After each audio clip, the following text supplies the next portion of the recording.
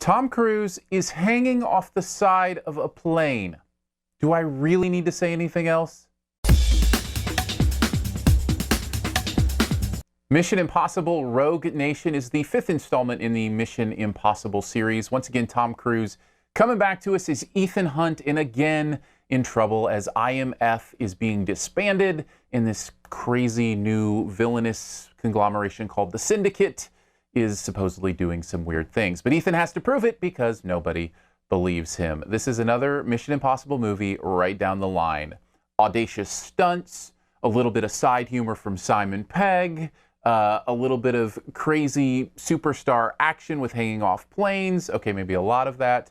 Some espionage, some break-ins, some missions that seem impossible that somehow become possible. And it is done very, very well on all accounts. I loved this movie. I think it's my favorite Mission Impossible movie, which is saying a lot because I really liked Ghost Protocol and I really have a soft spot for the first one in my heart. But this is really, really good. I think it comes down to a few factors. Number one, the acting in this is phenomenal. Tom Cruise is flat out a superstar on screen. He has charisma and presence and he owns the screen when he's on it.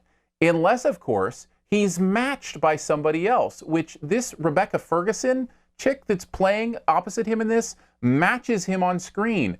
It's really incredible. She stands up both in the action department, in the acting department, and in the charisma department. I really, really enjoyed her in this movie. I thought she was absolutely wonderful. We mentioned the stunts. Yes, they're amazing. Yes, they're incredible. They're action-packed, edge of the seat. The effects are great. You always believe what's going on. Half the time because what you see is actually what's going on. Tom Cruise is actually hanging off the side of that plane. Incredible, incredible stuff down the line. I also like how they kept it, this is weird to say for a Mission Impossible movie, they kept it kind of simple. And what I mean by that is, yes, there are twists and turns and the plot is intricate a little bit, but they didn't add so much that you got confused or you wondered what was going on or you were distracted by the double twist, triple twists going on in the plot. And I really appreciated that. They also did some things a little bit different than a lot of action movies. For instance, the quote-unquote romance in this is different. It's about mutual respect. It's about a mental connection and not necessarily a physical one, which I really, really appreciated that as well. So lots of good stuff in this. Anything I didn't like about it? Yeah, it's long. It's 2.5 hours long, and you can feel it at points. Not a lot.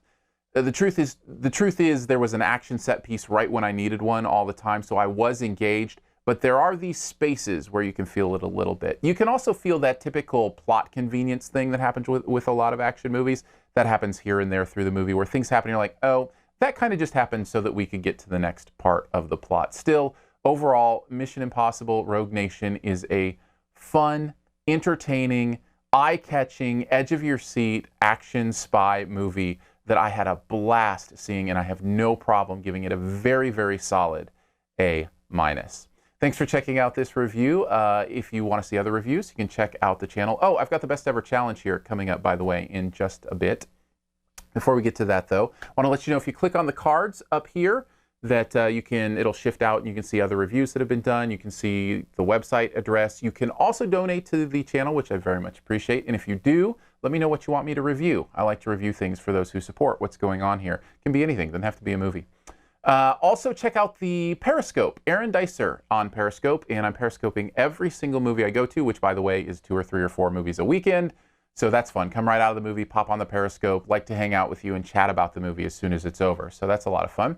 The podcast is SiftPop. It's every Friday afternoon at noon. We talk the movie of the weekend and some other pop culture things. We do it live through Mixlr, or you can search for SiftPop, S-I-F-T-P-O-P, in your podcast player, whatever player you decide to use. All those good ways to interact with the channel, and of course, subscribe, do all that fun stuff. Okay, let's do the best ever challenge. I actually didn't really think this through before I started recording, which I should obviously do, but I'm going to go with Simon Pegg movie. I think I've done this before, but we're going to go ahead and go there again. What is the best ever movie that has Simon Pegg in it? Mine has to do with a marathon. And yes, I know that won't necessarily be a popular choice, but I really think it's his best overall film.